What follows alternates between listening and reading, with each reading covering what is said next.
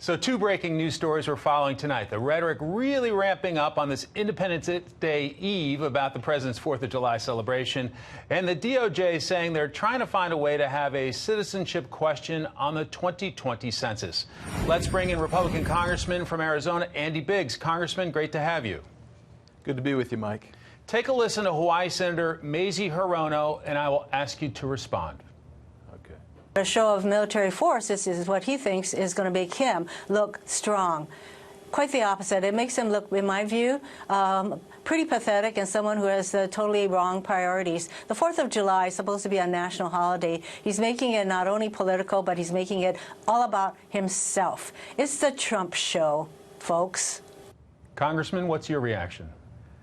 I think that they protest too much, quite frankly. This is supposed to be, I mean, John Adams said once that this should be a holiday similar to Christmas. And I think what the president's trying to do is to pay homage and tribute to the families of military servicemen and women and the veterans that have served.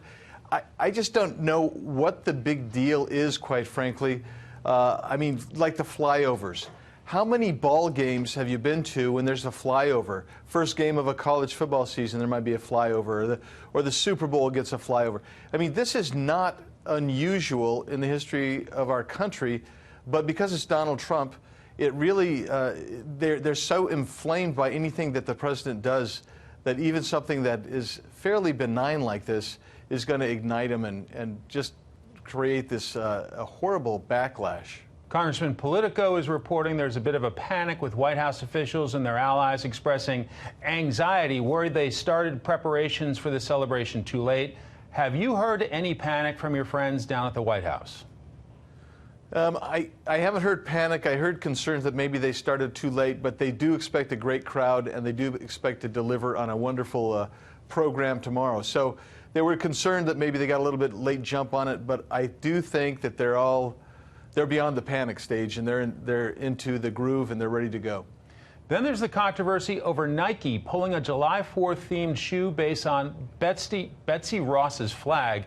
Get this, one liberal voice compared that historic flag to a swastika. Why don't we wear a swastika for July 4th? Because, I don't know, it makes a difference. The cross burning on somebody's lawn. Why don't we just have a Nike, celebration of the cross? Well, because those symbols are symbols of hate. So we can take PC culture back. Congressman, what do you make of that? It's just that kind of rhetoric really doesn't do anything to bring us closer together. I'm trying to understand how politically correct we've come, how a flag, a Betsy Ross flag that was put together and put on a tennis shoe is going to create this kind of division in this country today. It says a lot about it, about the weakness of our future. If we're going to be so offended that we can't even wear a tennis shoe with a Betsy Ross flag on it. I mean, and I look at Colin Kaepernick. I mean, here's a guy who doesn't like the flag, he doesn't like the national anthem, he doesn't like America, and of course he's going to project that. And I was really surprised that Nike actually said, "Okay, we're not going to produce the shoe." I think they were already in production, and they had to pull everything back. And that's a real crying shame, because this is a flag that symbolized our fight for independence with Great Britain. So it's really too bad. It's a real shame. President Trump evidently has not given up on a citizenship question on next year's census. Any sense of how he could include it? Well, he's ordered DOJ to come up with a way to include it, and he's trying to conform with what the court said. But, Mike, you know what this was about is in the Constitution itself. The reason that you take a census is not to find out how many toilets or, stoves or refrigerators or TVs or cell phones you have. It's actually to apportion the voters for congressional districts. That's really what the census was all about, and then it would be transported to the states for legislative districts.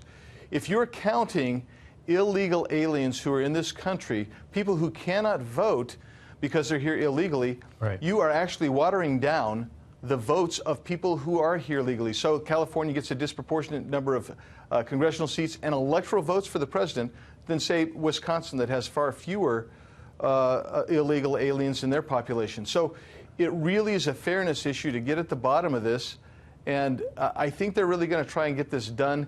They're fighting an uphill battle because of the Supreme Court ruling, though.